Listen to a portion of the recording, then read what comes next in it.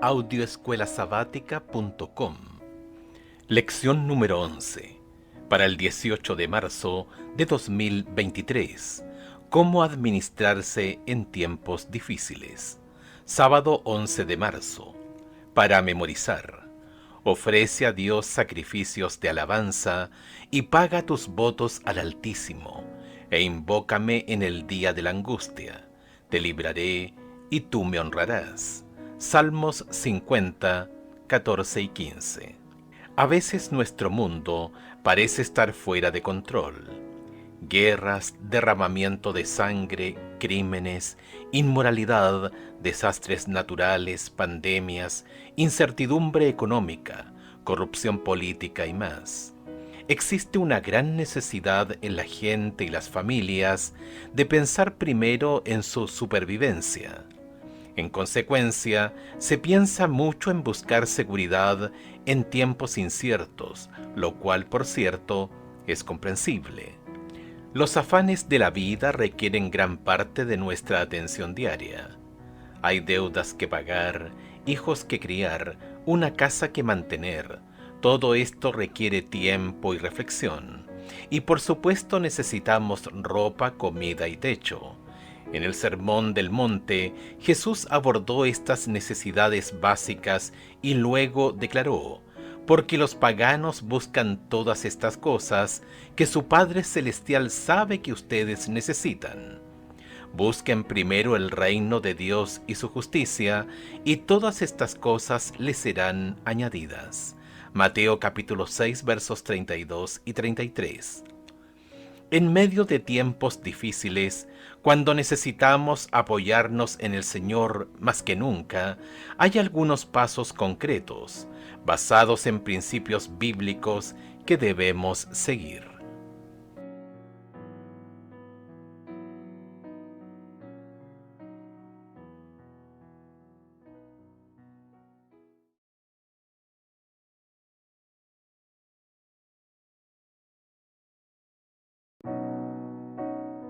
audioescuelasabática.com. Domingo 12 de marzo. Poner a Dios en primer lugar. Escucha Segunda de Crónicas capítulo 20, versículos 1 al 22. ¿Qué principios espirituales importantes podemos tomar de esta historia para nosotros, independientemente de las luchas que enfrentemos? Segunda de Crónicas capítulo 20, versículos 1 al 22. Pasadas estas cosas, aconteció que los hijos de Moab y de Amón, y con ellos otros de los amonitas, vinieron contra Josafat a la guerra. Y acudieron algunos y dieron aviso a Josafat, diciendo: contra ti viene una gran multitud del otro lado del mar y de Siria, y aquí están en Hasezón Tamar, que es de Engadi. Entonces él tuvo temor, y Josafat humilló su rostro para consultar a Jehová, e hizo pregonar ayuno a todo Judá. Y se reunieron los de Judá para pedir socorro a Jehová, y también de todas las ciudades de Judá vinieron a pedir ayuda a Jehová.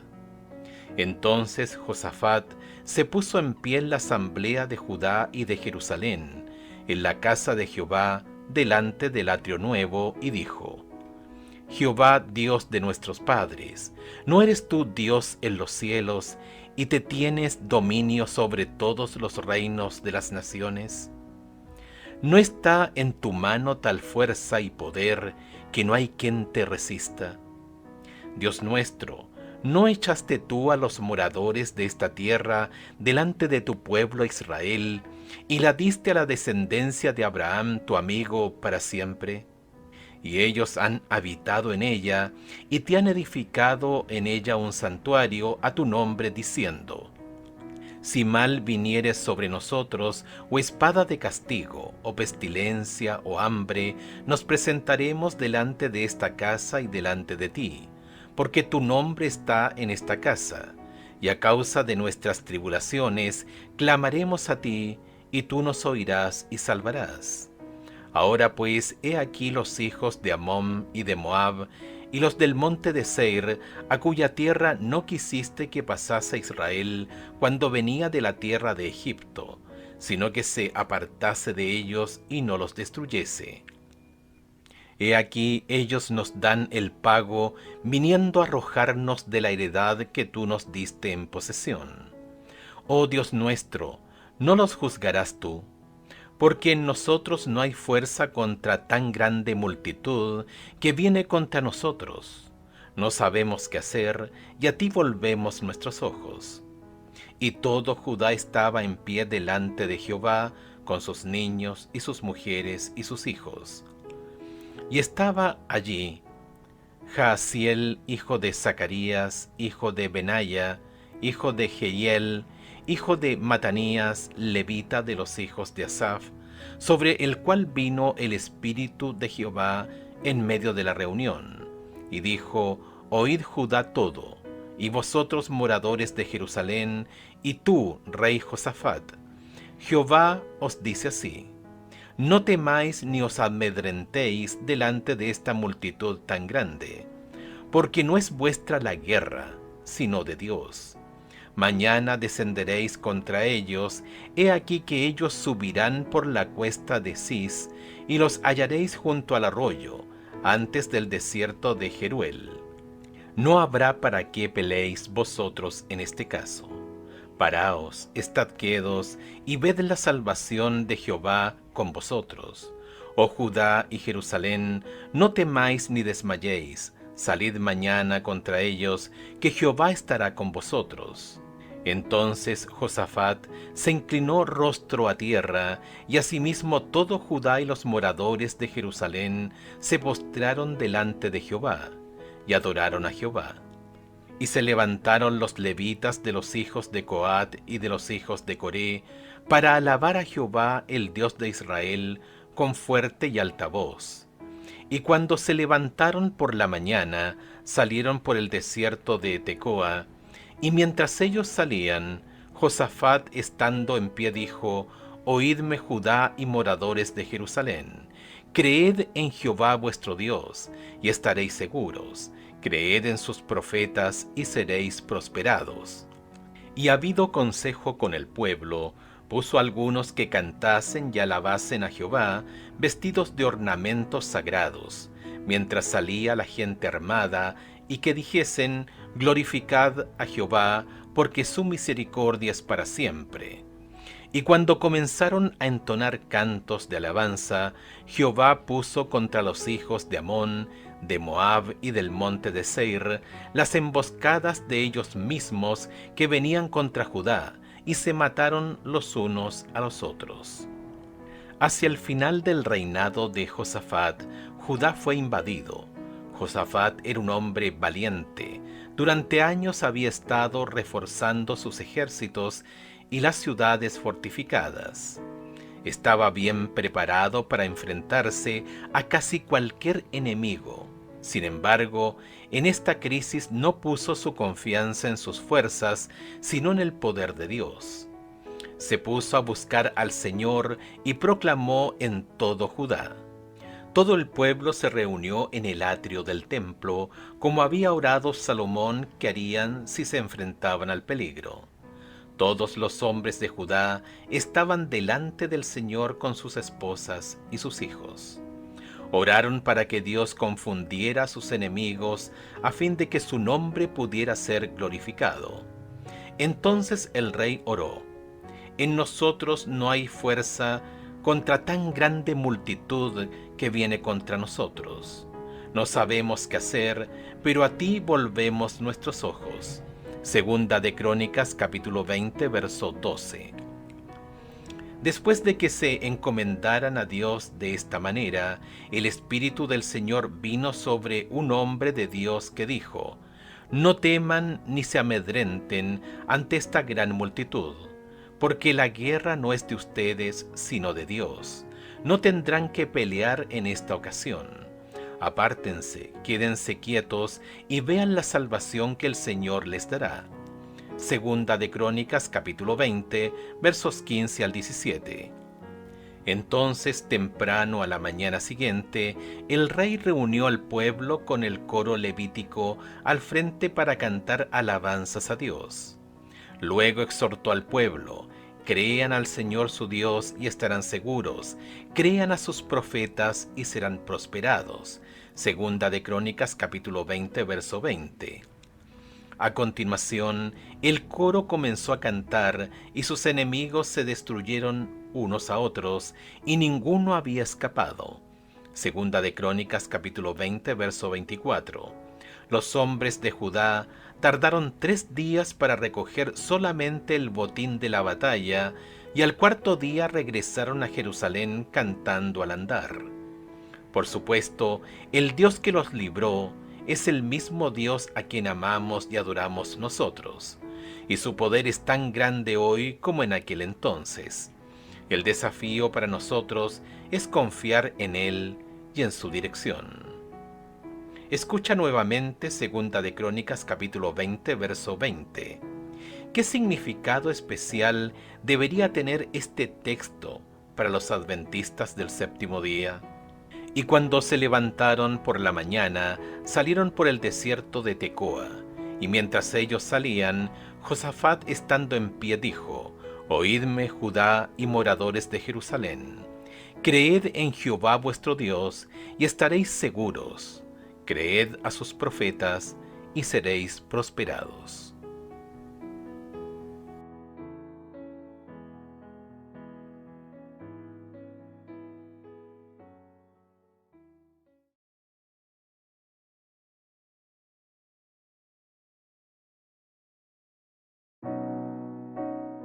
Audioescuelasabática.com. Lunes 13 de marzo. Confía en Dios, no en tus recursos. El rey David debería haber sabido por la experiencia de su mejor amigo Jonatán que cuando estás en una relación de pacto con Dios, no importa si tienes pocos hombres o muchos, Dios puede darte la victoria. En 1 de Samuel capítulo 14 versos 1 al 23, la Biblia registra la historia de cómo el hijo de Saúl, Jonatán, y su escudero derrotaron a toda una guarnición de filisteos con la ayuda de Dios. Pero a pesar de esta experiencia y muchas otras en la historia del pueblo de Dios, cuando llegaron tiempos difíciles para el rey David, éste permitió que Satanás lo tentara a confiar en su propia fuerza e inventiva. Escucha Primera de Crónicas capítulo 21 versos 1 al 14. ¿Por qué decidió David contabilizar a Israel o contar a sus soldados? ¿Por qué su comandante Joab le aconsejó que no lo hiciera? Primera de Crónicas capítulo 21 versos 1 al 14. Pero Satanás se levantó contra Israel e incitó a David a que hiciese censo de Israel.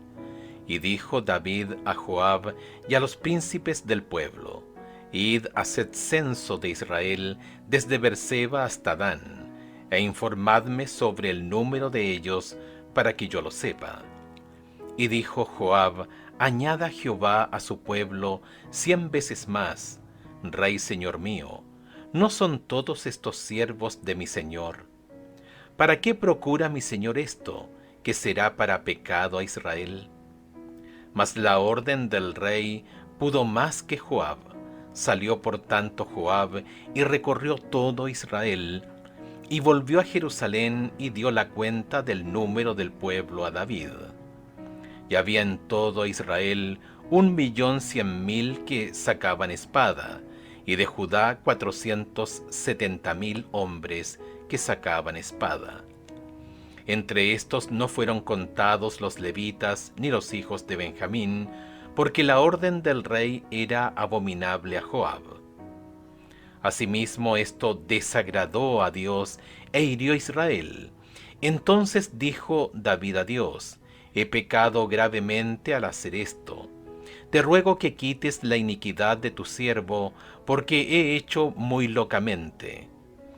Y habló Jehová a Gad, vidente de David, diciendo: Ve y habla a David y dile: Así ha dicho Jehová, 3 cosas te propongo, escoge de ellas una que yo haga contigo. Y viniendo Gad a David le dijo: Así ha dicho Jehová, escoge para ti o 3 años de hambre, o por 3 meses ser derrotado delante de tus enemigos con la espada de tus adversarios, o por 3 días la espada de Jehová, esto es, la peste en la tierra, y que el ángel de Jehová haga destrucción en todos los términos de Israel. Mira pues, que responderé al que me ha enviado. Entonces David dijo a Gad: estoy en grande angustia. Ruega que yo caiga en la mano de Jehová, porque sus misericordias son muchas en extremo, pero que no caiga en manos de hombres. Así Jehová envió una peste en Israel, y murieron de Israel 70,000 hombres. Ten en cuenta que fue idea de Satanás contar a los soldados. Él tentó a David a confiar en su propia fuerza en vez de depender de la providencia de Dios en su defensa. Joab, el comandante del ejército de Israel, trató de persuadir a David de que no contara a Israel porque había visto a Dios obrar en favor de Israel.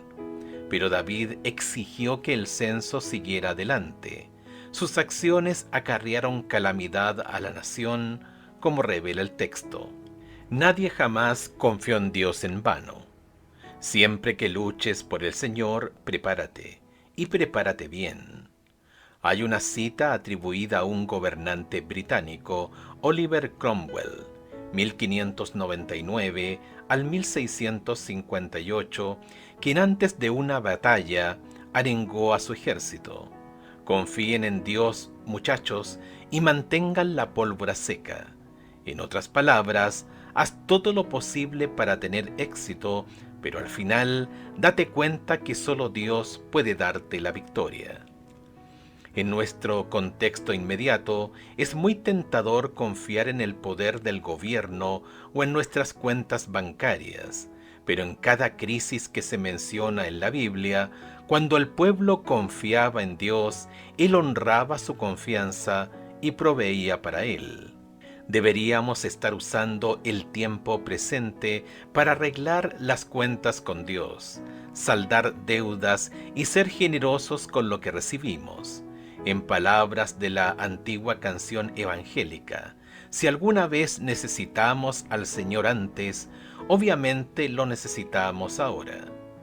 ¿Cómo logramos el equilibrio correcto entre hacer lo posible, por ejemplo, para tener seguridad financiera, y al mismo tiempo confiar en el Señor en todo?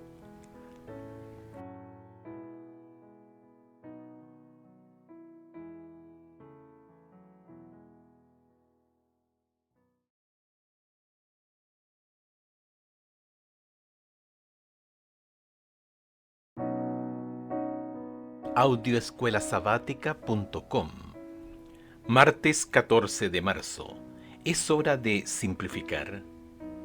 ¿Qué debemos hacer los cristianos adventistas del séptimo día en respuesta a los tiempos difíciles?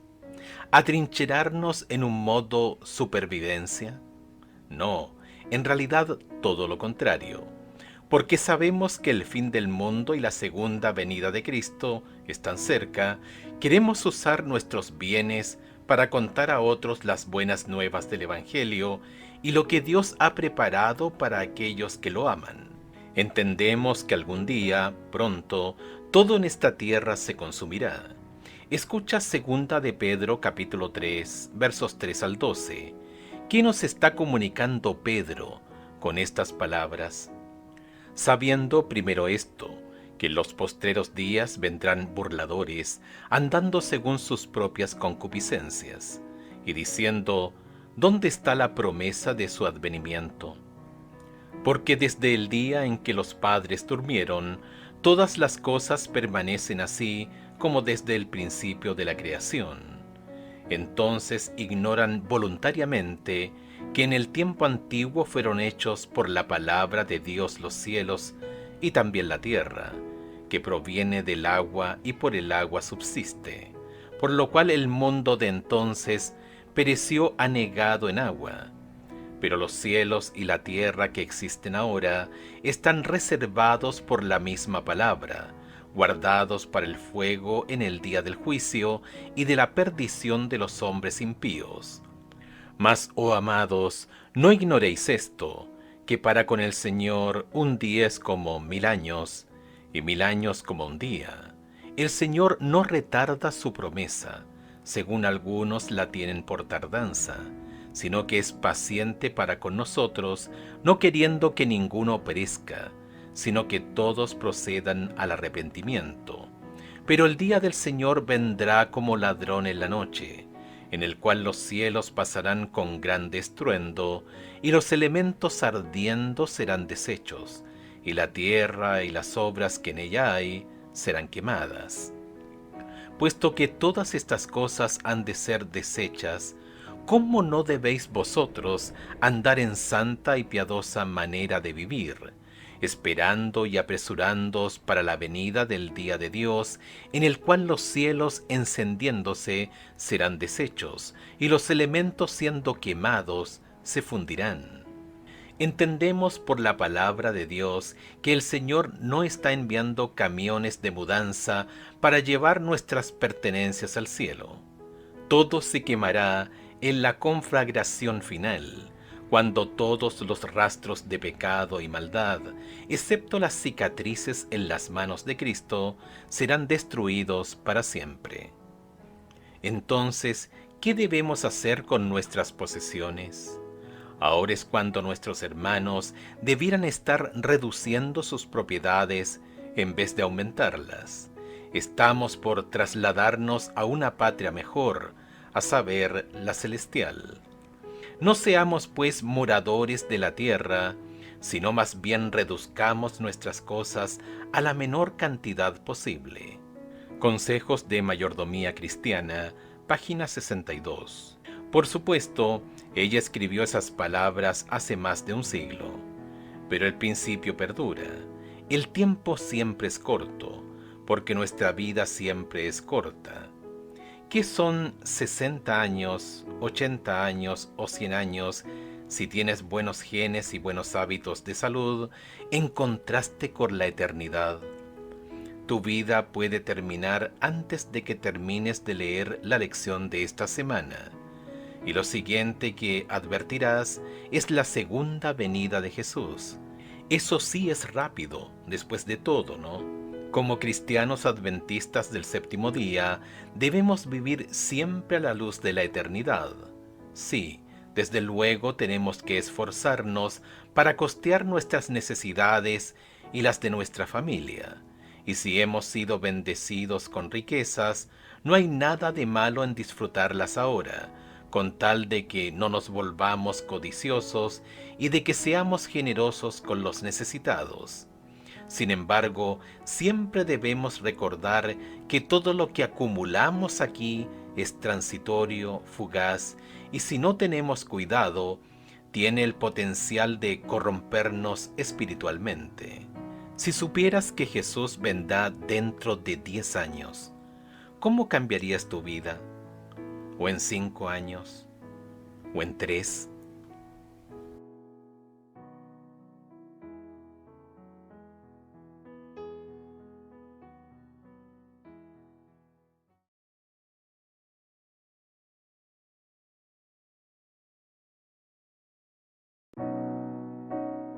Audioescuelasabática.com. Miércoles 15 de marzo. Prioridades. Las parábolas y las enseñanzas de Jesús, las historias de los personajes bíblicos y el consejo de Elena de White indican claramente que no hay un compromiso a medias con Cristo. O estamos o no estamos del lado del Señor. Cuando un escriba le preguntó qué mandamiento era el mayor, Jesús respondió: amarás al Señor tu Dios con todo tu corazón, con toda tu alma, con toda tu mente y toda tu fuerza. Marcos capítulo 12, verso 30. Cuando entregamos todo a Cristo, no queda nada para otro Señor. Así es como debe ser. Escucha Mateo capítulo 6, verso 24. ¿Cuál ha sido tu experiencia con la verdad de estas palabras? Ninguno puede servir a dos señores, porque o aborrecerá al uno y amará al otro, o estimará al uno y menospreciará al otro. No podéis servir a Dios y a las riquezas. Fíjate que Jesús no dijo que era difícil servir a Dios y al dinero, o que debías tener cuidado en la forma de servir a ambos. Dijo que era imposible. Punto. Este pensamiento debería imprimir un poco de temor y de temblor a nuestra alma. Filipenses capítulo 2, verso 12. Escucha primera de Juan capítulo 2, versos 15 al 17. ¿Cómo se manifiestan estas tres cosas en nuestro mundo y por qué el peligro que presentan a veces es más sutil de lo que creemos? Primera de Juan capítulo 2, versos 15 al 17. No améis al mundo ni las cosas que están en el mundo. Si alguno ama al mundo, el amor del Padre no está en él. Porque todo lo que hay en el mundo, los deseos de la carne, los deseos de los ojos y la vanagloria de la vida, no proviene del Padre sino del mundo. Y el mundo pasa y sus deseos, pero el que hace la voluntad de Dios permanece para siempre. Con razón Pablo escribió: pongan la mira en las cosas de arriba, no en las de la tierra. Colosenses capítulo 3, verso 2. Por supuesto, es más fácil decirlo que hacerlo, porque las cosas del mundo están aquí ante nosotros todos los días. El atractivo de todo lo que hay en el mundo, primera de Juan capítulo 2, verso 16, es fuerte. La atracción por la glorificación inmediata siempre está allí, susurrándonos al oído o tirando de las mangas de nuestra camisa. Hasta el cristiano más fiel no ha sentido algo de amor por las cosas del mundo. Aun sabiendo que un día todo terminará, todavía sentimos la atracción, ¿verdad? Sin embargo, lo bueno es que no hace falta que dejemos que eso nos aleje del Señor. Escucha segunda de Pedro capítulo 3, versos 10 al 14. Lo que dice aquí, ¿cómo debería afectar la forma en que vivimos, incluyendo lo que hacemos con nuestros recursos? Segunda de Pedro capítulo 3, versos 10 al 14. Pero el día del Señor vendrá como ladrón en la noche, en el cual los cielos pasarán con grande estruendo, y los elementos ardiendo serán deshechos, y la tierra y las obras que en ella hay serán quemadas. Puesto que todas estas cosas han de ser deshechas, ¿cómo no debéis vosotros andar en santa y piadosa manera de vivir, esperando y apresurándoos para la venida del día de Dios, en el cual los cielos, encendiéndose, serán deshechos, y los elementos siendo quemados se fundirán? Pero nosotros esperamos, según sus promesas, cielos nuevos y tierra nueva, en los cuales mora la justicia. Por lo cual, oh amados, estando en espera de estas cosas, procurad con diligencia ser hallados por Él, sin mancha e irreprensibles, en paz.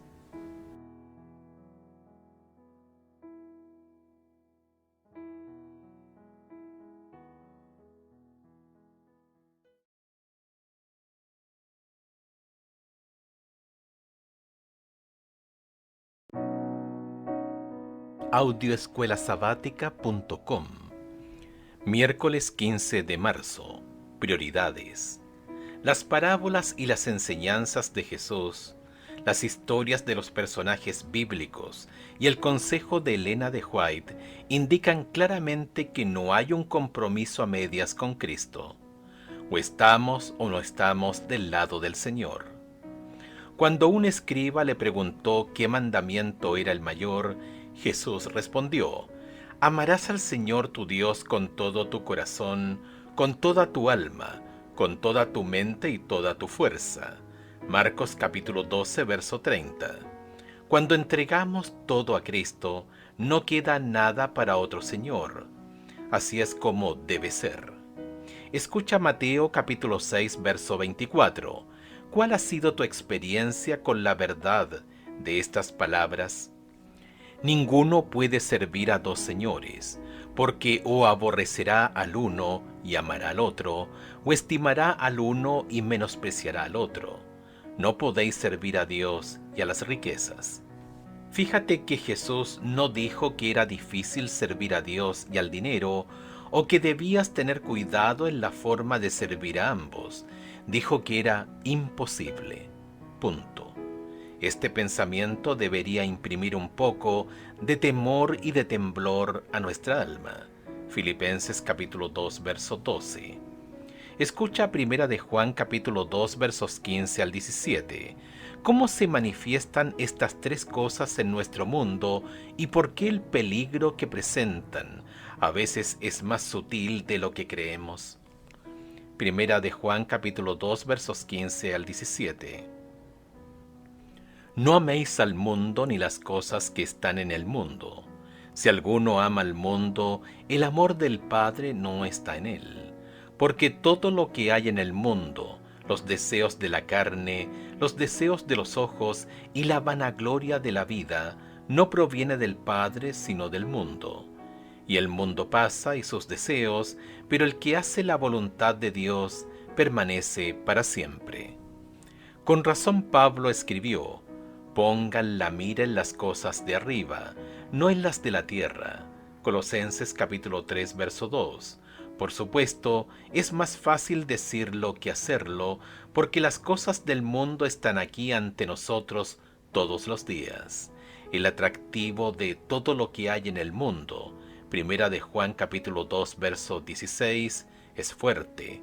La atracción por la glorificación inmediata siempre está allí, susurrándonos al oído o tirando de las mangas de nuestra camisa.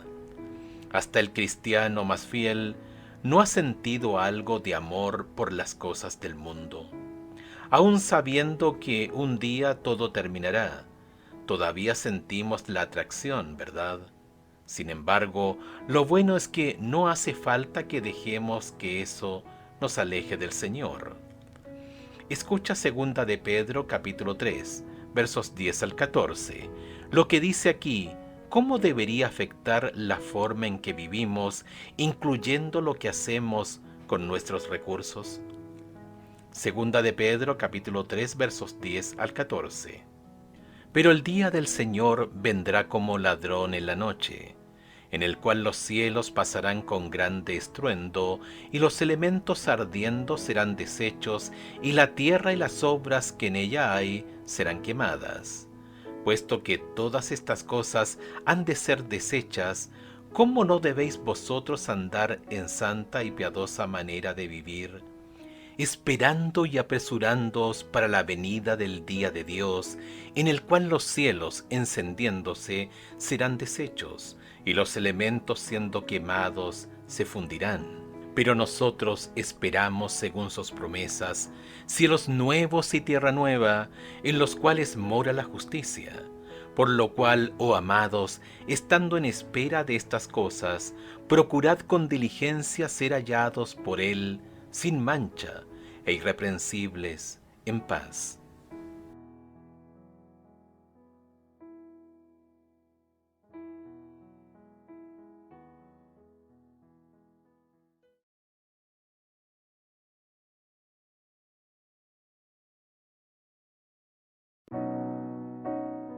Audioescuelasabática.com.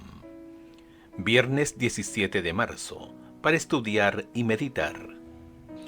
Aunque la Biblia no amonesta sobre la riqueza, tampoco dice que la riqueza fomente nuestro compromiso espiritual.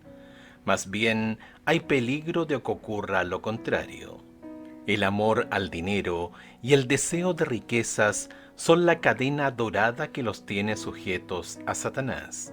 Camino a Cristo, página 39. A decir verdad, desde la fundación del cristianismo nunca se ha disfrutado de tales riquezas y comodidades como las que disfruta hoy la Iglesia en muchos países del mundo. La pregunta es, ¿a qué costo? Seguramente esa prosperidad influye sobre nuestra espiritualidad y no para bien. ¿Desde cuándo la riqueza y la abundancia material han fomentado las virtudes cristianas de abnegación y sacrificio? Llegar a casa y tener los refrigeradores repletos con más alimentos de los que podemos consumir, tener 1 o 2 autos, tomar vacaciones anuales, comprar en línea y tener lo último en computadoras y teléfonos inteligentes en el hogar, puede hacer que sea más fácil no amar el mundo ni las cosas del mundo. Aunque muchos miembros de nuestra iglesia no tienen estos lujos, muchos sí los tienen, a expensas de su propia alma. No estamos hablando de los ricos de ahora, como los millonarios y demás. Ellos al menos saben que son ricos y pueden prestar atención, si así lo desean, a las advertencias bíblicas que se les dan. Más bien, hablamos de muchos, incluso de clase media, que entre teléfonos inteligentes, Macs, aires acondicionados y subs, están lo suficientemente engañados como para pensar que, porque son solo de clase media, no corren peligro de quedar atrapados en su propia prosperidad. Por eso el diezmo puede ser al menos un poderoso antídoto espiritual contra los peligros de la riqueza, incluso para quienes no son particularmente ricos. Preguntas para dialogar. 1. Aunque no seamos ricos según los modelos del mundo, ¿por qué todos debemos tener cuidado con nuestra actitud hacia el dinero y la riqueza? 2. ¿Qué cosas prácticas debemos hacer, además de diezmar, que pueden ayudarnos a no quedar demasiado atrapados en las cosas de este mundo? 3. ¿Qué sucedería mañana si, de repente, no pudieras comprar ni vender porque estás entre los que guardan los mandamientos de Dios y la fe de Jesús? Apocalipsis capítulo 14, verso 12. ¿Cómo le iría a tu fe?